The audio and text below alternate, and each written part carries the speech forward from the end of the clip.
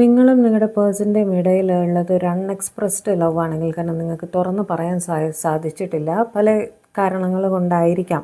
പക്ഷെ നിങ്ങൾക്ക് രണ്ടുപേർക്കും അറിയാം നിങ്ങൾ രണ്ടുപേരും തന്നെ ഇൻട്രസ്റ്റഡ് ആണെന്നുള്ളത്.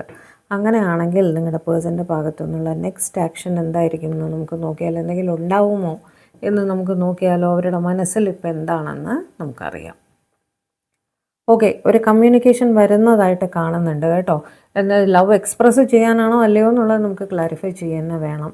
അവിടെ ഒരു തേർഡ് പാർട്ടി സിറ്റുവേഷൻ ഉള്ളതായിട്ട് കാണുന്നുണ്ട്. അല്ലെങ്കിൽ നിങ്ങളെ അവർക്ക് പേടിയാണ്. കാരണം നിങ്ങളുടെ അടുത്ത് ഇത് എക്സ്പ്രസ് ചെയ്താൽ നിങ്ങൾ എങ്ങനെ പ്രതികരിക്കും എന്നുള്ളൊരു ഭയം ഇവർക്കുള്ളതായിട്ട് കാണുന്നുണ്ട്. നിങ്ങൾക്ക് ഇവരല്ലാതെ മറ്റു ചോയ്സസും നിങ്ങളുടെ ലൈഫിലുണ്ട് എന്നിവർക്ക് തോന്നുന്നുണ്ട് കേട്ടോ. അതുകൊണ്ടാണ് ഇവർ നിങ്ങളുടെ അടുത്ത് പറയാൻ മടിക്കുന്നത്. നിങ്ങൾക്ക് ഇവരെക്കാൾ ബെറ്റർ ചോയ്സസ് നിങ്ങളുടെ ലൈഫിലുണ്ട് എന്നിവർക്ക് തോന്നുന്നുണ്ട്.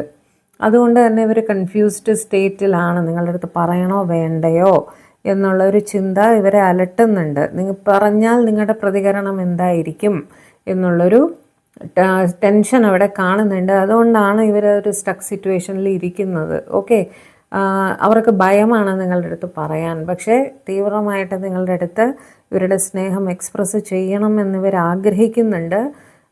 പറയുമോ? പക്ഷെ മനസ്സിൽ അടക്കി പിടിക്കുന്നതായിട്ടാണ് കാണുന്നത്. അൺഎക്സ്പ്രസ്ഡ് തന്നെയാണ് ഇവിടെ കാണുന്നത് കേട്ടോ. അതിതീവ്രമായ സ്നേഹമുണ്ട്, പക്ഷെ ആ സ്നേഹം മനസ്സിൻ്റെ ഉള്ളിൽ അടക്കി പിടിക്കുന്നതായിട്ടാണ് കാണുന്നത്. ഒരു ജഗ്ലിംഗ് സിറ്റുവേഷനിലാണ് അവർ. 2 ഓഫ് പെൻറ്റക്കിൾസ് ആൻഡ് എനർജി പറയുമ്പോൾ കൺഫ്യൂഷനാണ്. ഇത് മുന്നോട്ട് പോകണോ വേണ്ടയോ എന്നുള്ള ആലോചനയിലാണ്.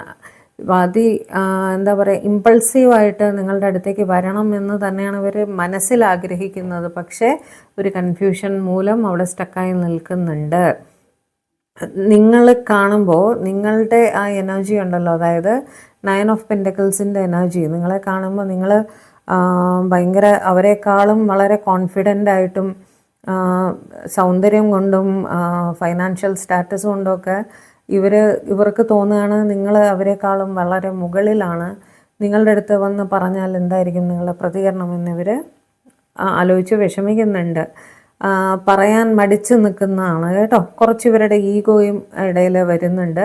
ഈ പറഞ്ഞ കൺഫ്യൂഷൻ കൊണ്ടാണ്, അതായത് ഈ സ്റ്റാറ്റസ് മൂലമുള്ള കൺഫ്യൂഷൻ, അല്ലെങ്കിൽ നിങ്ങളുടെ ഡിഫറൻസസ് മൂലം നിങ്ങൾ തമ്മിൽ ഒരു ഗ്യാപ്പ് ഉണ്ടോ എന്നുള്ളൊരു ഭയം, അതൊരു ഈഗോ ആയിട്ട് മാറിയിട്ട്